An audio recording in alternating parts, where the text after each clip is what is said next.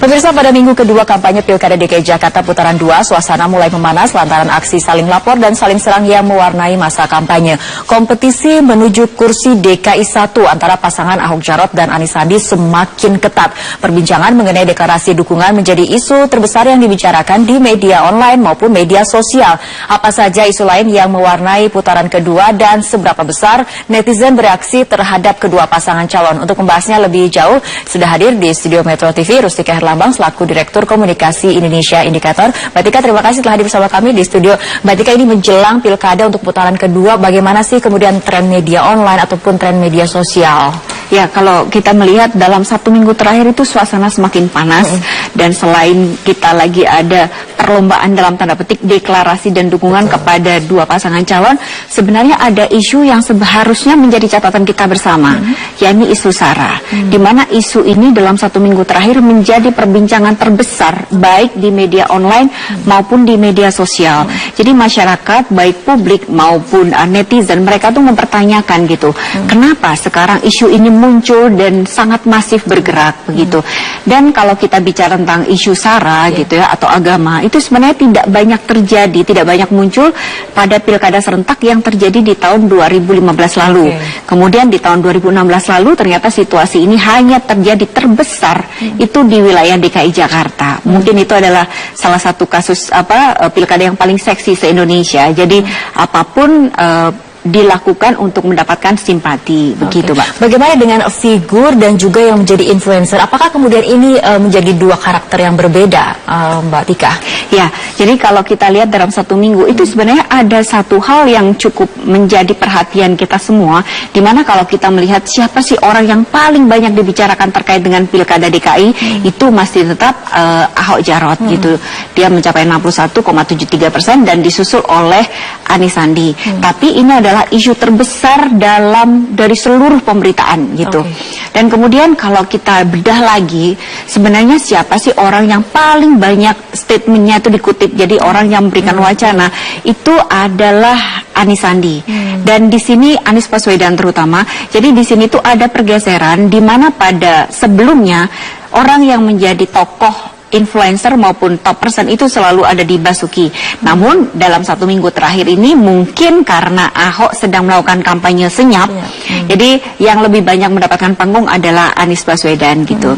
Oke, kalau misalnya kita lihat dari grafis yang ada di layar kaca ini mengenai ekspos Pilgub DKI putaran kedua ya, Mbak Tika ya? Iya. Ini adalah data dari seluruh pemberitaan mengenai dua pasang tersebut gitu. Jadi Ahok Jarot itu masih di 62% dan 38% itu adalah Anis Sandi. Data ini didasarkan dari pemberitaan hanya khusus di wilayah DKI Jakarta. Karena kalau kita bicara tentang Ahok misalnya, itu pemberitaannya di seluruh Indonesia. Atau Anis sekarang itu ada di seluruh Indonesia. Jadi gitu. Tidak terbatas pada DKI Jakarta terbatas saja di DKI ya? Jakarta. Dan data yang tadi itu adalah menyebutkan pada wilayah DKI saja gitu. Dan kalaupun ada beberapa catatan, kalaupun kita bicara bahwa Ahok itu cukup tinggi misalnya gitu, namun ternyata ada beberapa hal yang membuat kita perlu pertimbangan, yakni soal sentimen. Meskipun sentimen Ahok itu sudah menurun dari bulan November, Desember dan menurun terus, dia masih lebih tinggi daripada Anis. Karena dari sisi isu-isu yang disampaikan atau serangan yang disampaikan kepada Ahok membuat situasi itu sedang tidak menguntungkan bagi Ahok dan Jarot, situasi itu. Tadi kita sudah membahas ini tadi ya, mengenai top person dan juga influencer. Untuk putaran kedua ini ada dipegang oleh dua orang yang berbeda, asalnya dari Ahok seperti itu ya. Kita lihat di grafisnya seperti ini, Mbak Tika.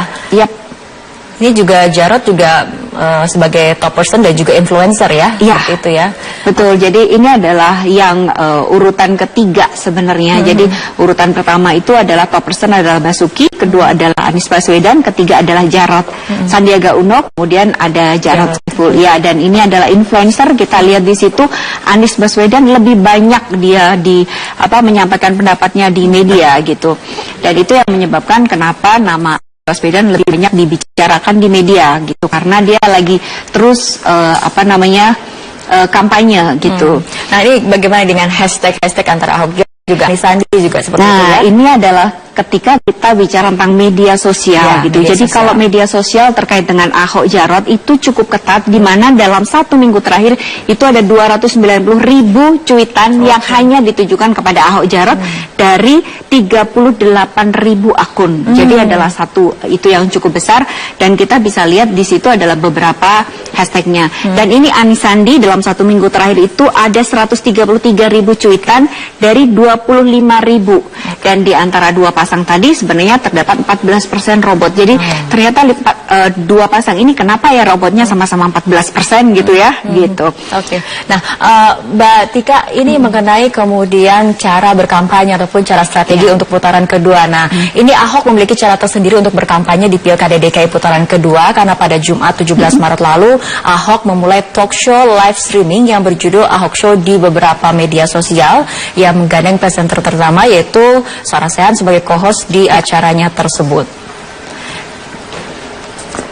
Ya, mungkin kita bisa ulas bagaimana kemudian cara Ahok ini adalah mengenai tayangan ya Ahok Show ini seberapa efektif ataupun seberapa berdampaknya ini untuk menggait netizen, mungkin untuk yang usianya produktif atau usia muda seperti itu ya. Jadi ketika kita bicara hanya Ahok Show saja itu mendapat respon sebesar 2.358 cuitan, dan itu hampir dari 2.000 akun yang memention mengenai Ahok Show. Jadi kalau kita bicara pilkada dan kita menyasar pada generasi milenial yang seperti sekarang, kita harus tahu bahwa mereka tuh orang yang mudah bosan gitu. Kalau kita tidak berikan sesuatu yang baru, maka mereka akan lari. Orang yang mudah bosan artinya ini cara Ahok ada terobosan baru di putaran kedua. Harus selalu ada terobosan baru. Sebenarnya terobosan baru ini ada berbagai cara gitu. Mungkin Ahok dengan cara menyasar anak muda dengan bikin Ahok Show gitu, dan situasi itu ternyata kalau tadi kita lihat ada emosi joy. Nah, diantaranya itu adalah karena mereka happy dengan tayangan Ahok Show yang disampaikan oleh Ahok ataupun video-video yang disampaikan oleh Ahok gitu. Sementara di sisi lain kalau kita bicara tentang terobosan baru adalah di sisi Anies misalnya mereka menggunakan semangat 112 gitu ya, atau 212 misalnya seperti itu. Karena itu adalah bagian atau strategi mereka dengan cara yang baru juga gitu untuk bisa meraih suara yang mereka inginkan. Jadi pasarnya tuh sudah jelas mau kemana gitu. Nah, kalau kita bicara lagi tentang anak muda gitu, itu ada hal yang cukup menarik juga karena dalam pilkada di putaran kedua itu anak muda itu justru antusiasmenya semakin tinggi, terutama dalam 1 minggu terakhir ini gitu. Ini artinya kita lihat kedua pasangan calon ini menawarkan strategi seperti apa yang paling efektif untuk menggait para pemilih di putaran kedua ya. Mbak Tika, terima kasih telah bersama kami dan berbincang di Buletin Pilkada. Ya, makasih Mbak. Kita ke informasi berikutnya, pemirsa. Dengan hashtag perjuangan belum selesai, Ahok mengunggah video di akun Instagramnya. Ia mencuplik potongan lagu Raisa yang berjudul Kali Kedua. Terima kasih atas dukungan dan perjuangannya di putaran pertama Pilkada DKI. Jangan pernah takut, mari kita terus melangkah. Ya, sama seperti lagunya Raisa, Kali Kedua, ada liriknya itu, pegang tangan bersama. Kita yakin dengan berpegang tangan bersama, kita akan mampu memenangkan Pilkada putaran kedua ini. Jangan pernah takut, dengan keikhlasan kita mau membantu rakyat banyak. Gusti Ora Sare. Basuki Cahayapurnama dan Jarod Saiful Hidayat kemarin beradu kebolehan. Keduanya berduel di lapangan basket di Tomang City Garden, Jakarta Barat. Ahok yang satu tim bersama Augie Pantinus unggul 65 dari Jarod yang satu tim dengan Yosi Project Pop. Nanti Bapak juga ambil minum buat saya, namanya pelayan. Ya, pertandingan ini merupakan salah satu kegiatan yang dilakukan untuk meraih suara pemilih muda melalui media sosial. Ahok Jarod menggandeng YouTubers Augie dan Yosi membuat funny video YouTube. Jarod menyatakan dalam putaran kedua Pilgub DKI Jakarta, tim pemenangannya menginginkan kompetisi demokrasi yang lebih cair, namun tetap memberikan solusi bagi permasalahan warga. Dia memang persiapan bisnis, dia akan mau bikin Ahok Show. Iya, jadi ya. Jadi kamu mau nggak kontrak sama kita? Kontrak begitu ya. Nggak, katanya pesta demokrasi harus mengembirakan, makanya kita selalu happy aja. Ikut aja. Jadi lebih ke senang-senang aja ya, bikin jadi cair aja gitu bapaknya. Bukan senang-senang ya, bikin cair, mengalir ya. Dan kalau kita turun, arti harus ada hasil untuk warga. Jadi bukan hanya ngomong doang. Kekompakan antara Ahok dan Jarod juga menular kepada para istri kandidat. Dengan mengajak anak-anaknya, Veronica Tan bersepeda bersama Happy Farida di kawasan Car Free Day, Bundaran Hotel Indonesia, Jakarta untuk mengisi akhir pekan kemarin. Kegiatan ini diakui Veronica sebagai agenda pribadi. Veronica maupun Happy Farida memang kerap berolahraga bersama keluarga. Pribadi aja ajak Bu Happy bareng jalan sama anak-anak. Biasa di rumah juga suka sepeda sama anak-anak juga sih, di taman gitu. Berenang sama anak-anak juga. Dan ya jalan, pokoknya sekeliling rumah deh yang bisa dilakukan bareng. Yang penting anak-anak bisa olahraga bareng. Kalau sama anak-anak sih ya kadang-kadang, karena kan hari Minggu kita juga biasanya pagi ada kegiatan. Tapi kalau hari ini seneng nih bisa sama Bu Vero, sama anak-anak. Ini sekali kampanye juga nggak nih, Bu? Enggak. Ini kan make ya udah make aja. iya. Kan pelayan. Pelayan kita di rumah. Dalam kampanye putaran kedua, istri Ahok dan Jarot akan lebih aktif mendampingi para suami. Keduanya akan membantu para suami berkampanye untuk mendulang suara pemilih. Tim Liputan Metro TV.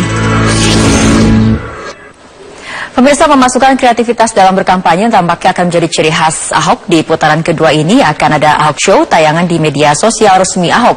Sementara Anies mengkampanyekan program adaptasi dari program Ahok. Dan kita sudah bergabung dengan rekan Dazen Villa dan Wilson Pruba untuk melaporkan mengenai bagaimana aktivitas kampanye dari kedua pasangan calon. Kita ke Dazen terlebih dahulu. Dazen, apa saja yang bisa disaksikan di acara Ahok Show?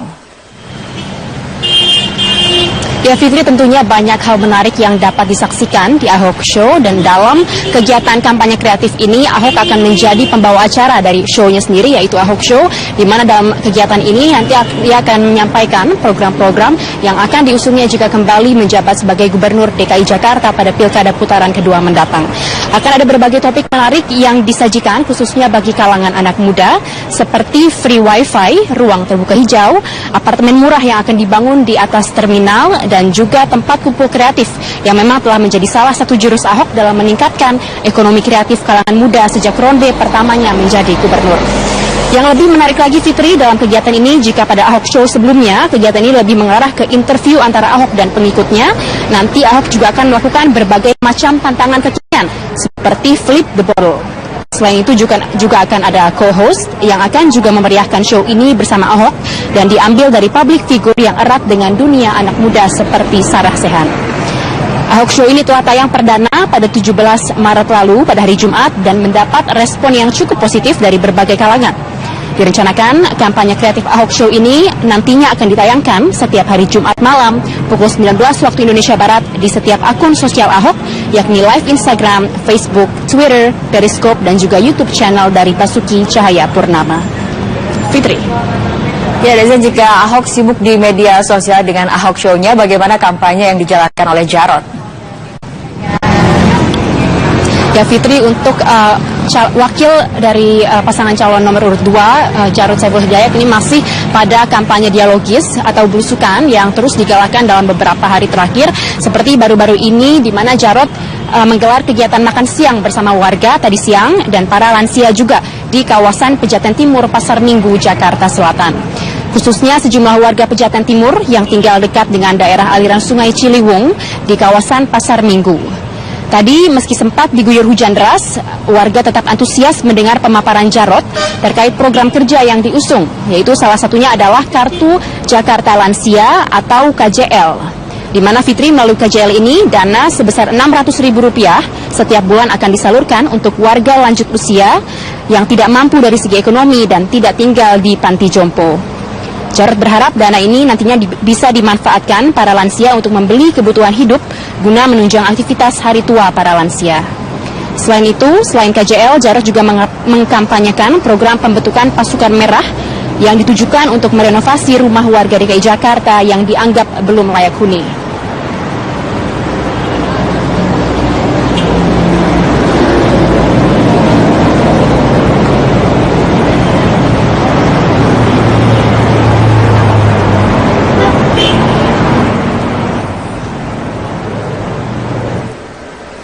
Ya, baik, terima kasih Dazen. Kita beralih ke Wilson. Wilson, bagaimana cara Anies berkampanye agar dapat menandingi kepercayaan warga Jakarta kepada Ahok? Ya Fitri, Anies Baswedan calon gubernur DKI Jakarta nomor urut 3 ini masih sama menggunakan cara belusukan sama seperti di putaran pertama, dan tadi Anies Baswedan ini belusukan ke kawasan Ampera, Jakarta Selatan, dan pada saat belusukan tadi pun sama seperti biasanya Anies menyampaikan sejumlah program unggulan, dan tadi yang paling ditonjolkan adalah kartu Jakarta Pintar Plus, di mana KJP ini merupakan terusan dari program calon petahana. Namun memang ada sejumlah manfaat ini yang ditambah oleh Anies Baswedan. Dan tadi Anies menjelaskan bahwa KJP Plus pun ini nantinya tidak hanya diberikan kepada warga yang kurang mampu, namun kepada seluruh siswa yang ada di Jakarta. Namun nantinya akan bertahap seperti itu. Untuk tahun pertama nantinya Anies menyatakan akan memberikan kepada warga yang kurang mampu terlebih dahulu, barulah kemudian akan diratakan ke seluruh siswa di DKI Jakarta. Nah, selain itu juga nanti kartu Jakarta Plus ini sistemnya akan sama seperti kartu pelajar, jadi tidak butuh banyak kartu, namun di satu kartu siswa ini bisa menunjukkan identitasnya dan juga bisa menggunakannya untuk kebutuhan sekolah. Nah, tadi Anies juga menyapa warga dan juga seperti biasa diajak juga foto bersama, dan juga Anies menyampaikan bahwa meskipun tadi di daerah Ampera itu tidak ada banjir, namun hanya berupa genangan-genangan, namun Anies nanti akan menyatakan bahwa untuk mengurangi genangan-genangan ini nanti akan mengajak warga untuk berpartisipasi, terutama untuk membuang sampah pada tempatnya dan juga menggunakan cara-cara seperti membersihkan taman dan juga membersihkan selokan-selokan yang ada di perumahan warga. Fitri. Ya baik, terima kasih Wilson Purba.